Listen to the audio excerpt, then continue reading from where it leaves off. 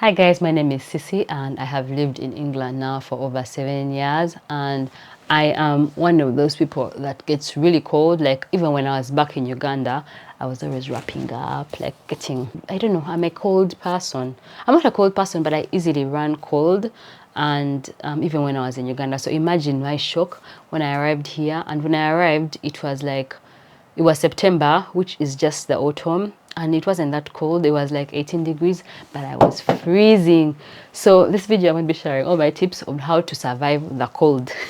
So first of all, I would say consider checking out your thyroid function in case you're running cold all the time like me. I haven't checked my thyroid function recently, but when I did, it was fine, unless I should consider talking to my GP again. But also, I believe that, well, I am sure it's gotten better. Like the temperatures that used to freeze me don't anymore. Like I can be just wearing this in the same temperatures that were freezing me when I had just arrived. So first of all, check out your thyroid function. Are you sure it's not your thyroid function?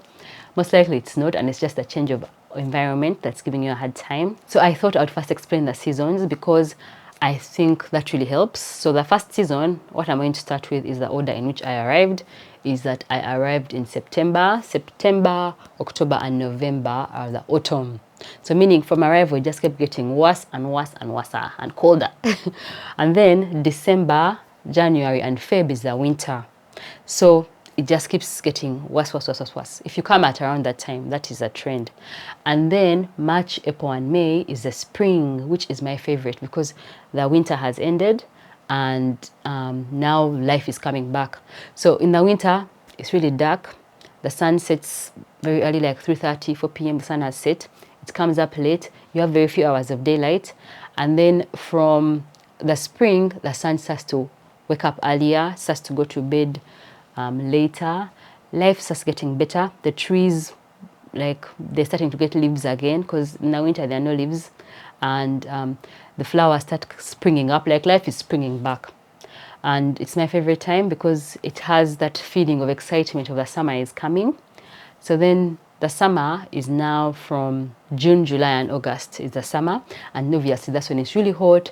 The sun is out a lot. So in those days, the sun rises early and goes to bed also early. So you'll find the sun is up like 5 a.m. and then doesn't set until like 9 p.m.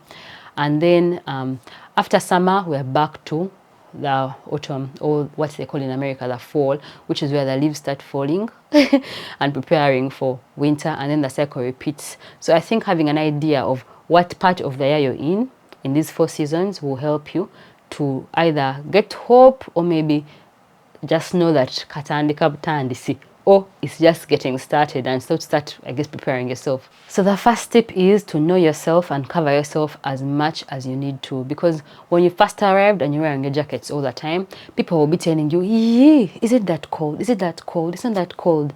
It is that cold for you. So do not be shy, just cover up and wear your jackets. Because at the end of the day, you're the one who's suffering. The people around you are not. They'll look at you weirdly. They will, because it looks weird to be wearing jackets indoors.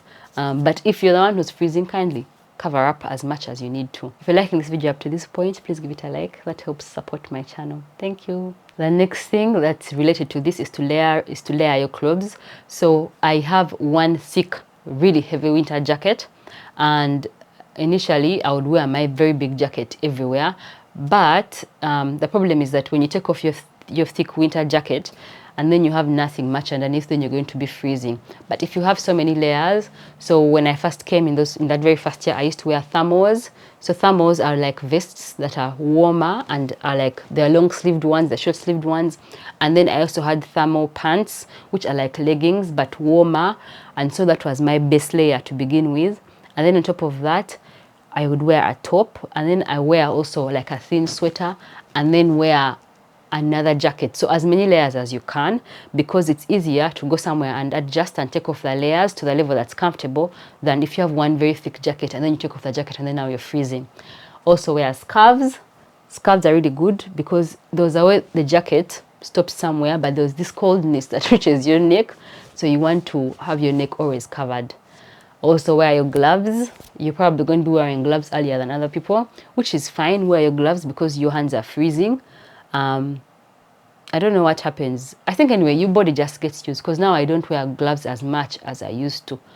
In addition to that, take care of your feet, because if your feet are nice and warm, then more likely you're going to be warmer. So I had really thick winter, like boots that I would wear for the longest time. So for me, even though they say winter is 3 months, I used to feel that cold effect for like 6 months minimum.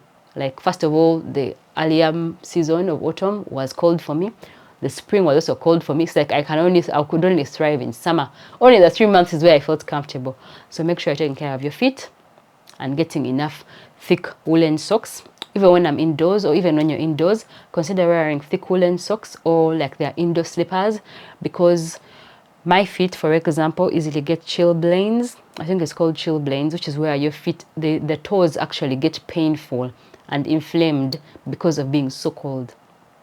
So watch out for that. I used to be barefooted all the time, even in the cold tiled places, but now I don't do that anymore, because my feet, when it's the winter time, they get really cold and get those chilblains. On top of your layering and your jackets, get the longest and warmest jacket that you can find, because if your jacket is at least up to your knees, that helps, because if you're wearing your boots and your boots are also high, then most of you is covered. Because especially when you don't have a car and you're out there in the outside world, you can really feel cold and really suffer and feel like, what is this life?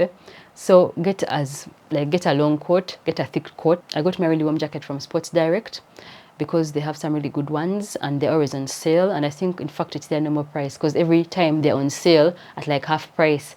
So get a really big warm jacket from there, or anywhere else. The other thing is to have some warm winter hats, because obviously your head gets cold, and if you have a winter hat, then it's better. And also covering your ears. If you're looked like me, then obviously make sure you get something that doesn't affect, like giving you so much lint.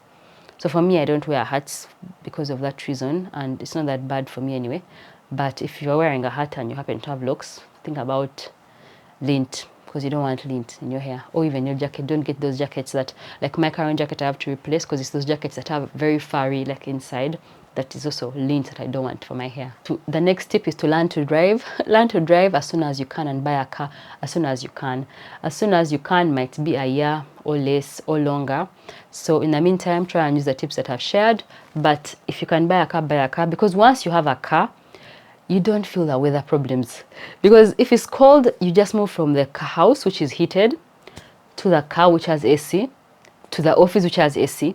So the feeling of coldness, you don't feel it as much as other people who are like at the bus stop. And also when it's so hot as well, same thing. You feel hot in the house, because the house doesn't have AC for us, but at least the car will have AC, so it will be cool, and the office has AC as well. So buying a car helps. If you don't have a car, I'm sorry, don't worry, you'll get one eventually, because I remember I didn't have a car and I felt like I'm suffering running after the bus in the rain. It's raining. Get an umbrella, because the winter over here is a bit rainy. Get an umbrella so that you're not also adding wetness, because once you're also wet and cold, that's a combination that just makes everything feel even more miserable. The next thing is to use blankets or throws when you're indoors, because otherwise you'll put on your heating too early and the heating energy bills can be really high. So consider getting blankets or throws. So we have blankets in the house, because obviously to try and be warm before it's extremely cold to the point of putting on the heating, we try and use those. There are also heated blankets, of which I haven't got one. I would like one, but my husband is afraid that maybe it's dangerous with kids. I'm not sure. So probably if you're okay with that, consider getting a heated blanket, because I think it's even battery operated. I don't think it's that dangerous. But if you're not afraid of that, please consider getting heated blankets for your bed, but also like when you're just like seated on the chairs to cover yourself with. Another thing is getting wearable blankets. So there's a brand called Udi, which is so expensive. The ones we got are the different companies like Primark, Sainsbury's, all the major supermarkets have some sort of cheaper version of a wearable blanket.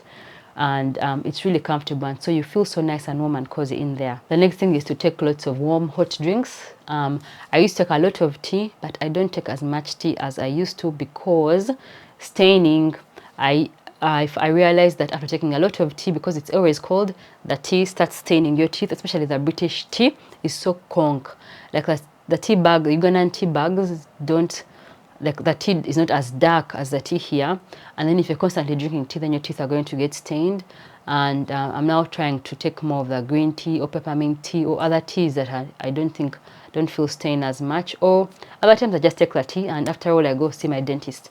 Every 6 months I have a dentist appointment, and so they can help me out there where I can't, like with the descaling and all that. So I have a tea obviously at home, but also at work I move with a cup in my bag, because just holding the cup makes you feel a bit warmer. The next thing to consider is your skin. Beware of your skin, because your skin can easily dry out in the winter. So do maintain your moisture, like moisturizing, putting a lot of lotions and creams. So my skin gets itchy easily in the winter because it dries easily. So watch that.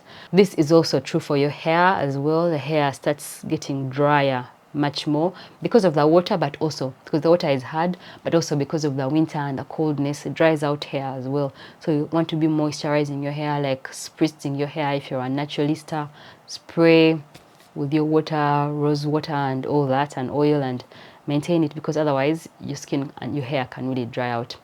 You need to have lip balm, because the skin again and the lips get really dry in the winter. So you want to be moisturizing your lips. Another thing is to open your windows as much as possible, like daily open your windows, because in the morning when you wake up and it's kind of steamed the windows, if that keeps happening on a daily basis, you're more likely going to get mold. So mold is a big issue in the winter, which I didn't know about because obviously I hadn't lived here, and we always closed our windows, we didn't open them, and then there was like it steams and we had our heating on all the time, so you easily get mold. So in the first place that we lived in, so make sure that you're opening your windows. However cold it is, you want the room to aerate, and consider getting a dehumidifier as well. That also helps, because it makes it like you might easily not want to open your windows, but you need to, because otherwise if there's mold, then it's going to ruin, the whole place looks weird, and then you start worrying about, like me, I was worried about infections, respiratory diseases and things like that. So that's it guys, I hope you enjoyed that video. Let me know if you have any extra tips to share with us down in the comments below, and also let me know if you're in the UK for the first time, how hard was it for you to adjust to the cold? For me, I feel like it was really hard, but I feel like 7 years later I can say that I'm now used to it to some extent. Only to some extent, not entirely, but at least to some extent. And I think the cat thing really helps. Really helps me. So also I have kids, so for me putting on the heating is a priority. I'm not going to freeze or put on the heating from even September, because at the end of the day, why are you working if you're going to be going home and freezing? But at the same time I realize that's a privilege, because some people have to choose between heating and food. So yeah, let me know what your tips are, and what are you finding it, how are you finding it over in the UK or wherever you are, and the cold, especially if you're from like Uganda or another really hot place, to wherever you are. Thanks guys, bye.